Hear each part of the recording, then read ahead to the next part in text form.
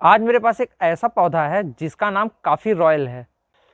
तो ये है ड्रेसिना फ्रेगनेंस की विक्टोरिया वैरायटी, जिसे आम भाषा में विक्टोरिया ही कहते हैं और नर्सरियों में ये प्लांट विक्टोरिया के नाम से ही मिलता है। तो ये प्लांट देखने में एकदम जैसे ये आप ये देख रहे हैं ड्रेसिना रिफ्लेक्सा यानी कि सॉन्ग ऑफ इंडिया है। तो इसके पत्ते कॉर्नर से पीले रंग के और बीच में ग्रीन कलर का है, तो सेम इसके भी पत्ते ऐसे ही हैं। तो ये कॉर्नर से ये येलो कलर के और ये सेंटर पे ग्रीन कलर का है। बस दोनों में डिफरेंस ये है कि जो इसके पत्ते हैं ये काफ़ी ज़्यादा चौड़े चौड़े हैं, ये आप देख सकते हैं। और ये प्लांट भी काफ़ी ज़्यादा बड़ा हो जाता है और गमलों में ही मैंने ये प्लांट लगभग 5-6 फीट के कई जगहों पे देखे हैं। वैसे विक्टोरिया फ्रेगनेंस को कॉर्न प्लांट भी कहते हैं, क्योंकि जो इसके पत्तों का शेप होता है देखने में बिल्कुल मकई के पत्तों की तरीके से होता है। और इसकी बहुत सारी वैरायटीज़ तो बिल्कुल देखने में वैसे ही लगती हैं। जैसे कि एक वैरायटी आती है तो जो इसमें ये येलो कलर का शेड है वो ग्रीन लाइट कलर का शेड होता है। वहीं मेरा ये एक और वैरायटी है, ये प्योर ग्रीन वाली है और ये भी गमलों में बहुत अच्छा लगता है। और मैंने तो इसे एक साथ कई दर्जनों गमलों में लगे हुए देखा है और ये भी बहुत ही ब्यूटीफुल लगता है। लेकिन जो ये वाली वैरायटी है हमारी विक्टोरिया, तो ये पहले तो उतना कॉमन नहीं था, लेकिन अब इसे बहुत सारे लोगों ने अपने घरों में लगाना शुरू कर दिया है। वहीं जो मेरा ये प्लांट है ये मेरे पास 2 साल से है और इस प्लांट में एक प्रॉब्लम आ गई थी। आप इसकी ये पत्तियां देख रहे हैं, ये इस तरीके से, ये इसके कॉर्नर जो भी हैं ये सारे के सारे सूखने लगे थे और ये सारा प्लांट ऐसा लग रहा था देखने में कि ये प्लांट मरने वाला है। तो इसमें एक प्रॉब्लम आ गई थी। तो जब मैंने इस प्लांट की रूट बॉल को निकाल करके देखा तो ये पूरी तरीके से रूट बाउंड हो गई थी। तो रूट बाउंड होने की वजह से ये प्लांट इस तरीके से बिहेव कर रहा था जैसे कि ये प्लांट में कोई प्रॉब्लम हो। तो मैंने इस प्लांट की जो रूट है उसको थोड़ी सी ट्रिम करके सेम इसी गमले में लगा दी। तो ये देखिए अब ये जितनी नई पत्तियाँ निकली हैं, तो ये काम किए मुझे लगभग 3 से 4 महीने हो गए, तो उसमें ये इतनी नई पत्तियाँ निकली हैं और ये सारी की सारी एकदम हेल्दी हैं।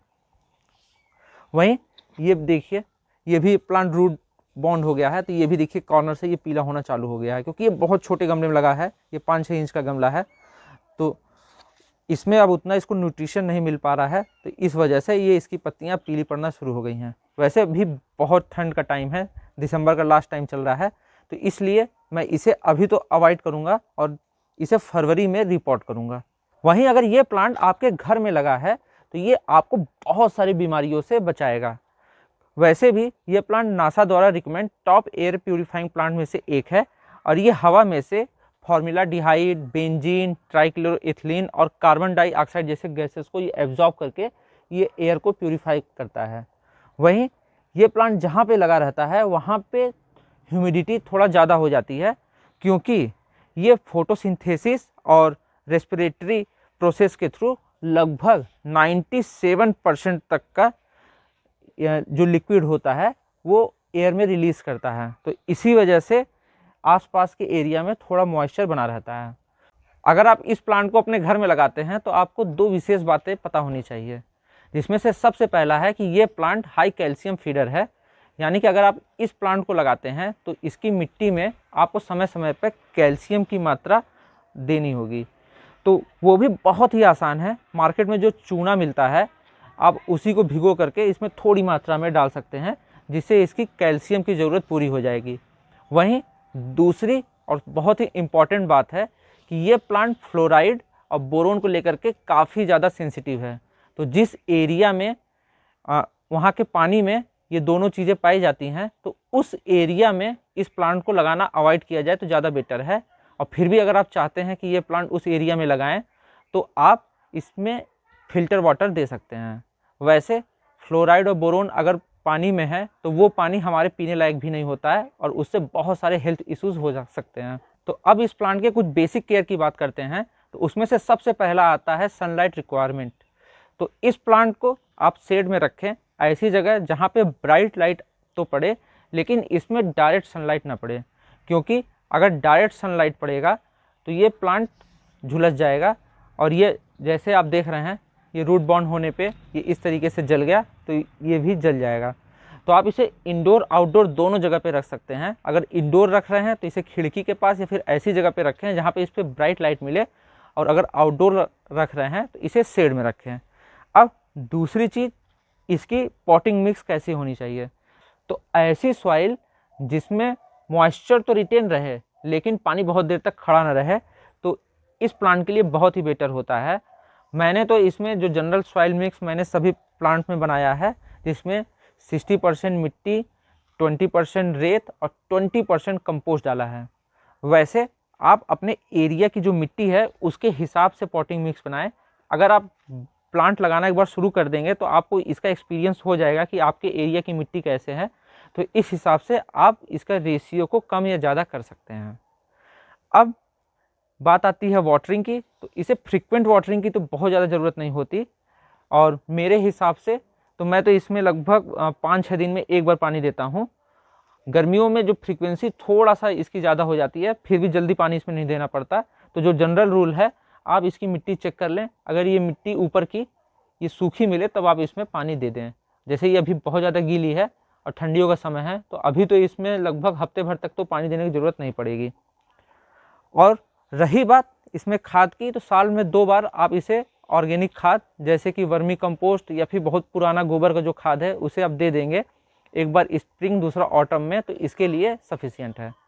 वैसे अगर आप इसे गमलों में लगाए हैं तो एक बात का आप और ध्यान रख लें कि इस प्लांट को सडन ऐसी जगह पे ना मूव कर दें जहाँ पे बहुत ज़्यादा गर्मी या फिर ठंडी हो। वैसे यह प्लांट हमारे उत्तर भारत में बहुत अच्छे तरीके से चलता है, लेकिन जब टेम्परेचर 38 डिग्री के ऊपर चला जाता है तो ध्यान रखिएगा, इसे ऐसी जगह पे रख दीजिएगा जहाँ पे शेड हो, और दूसरा इस प्लांट पे बहुत ज़्यादा जो गर्म हवा है वो ना पड़े, यानी कि थोड़े ठंडे लोकेशन में।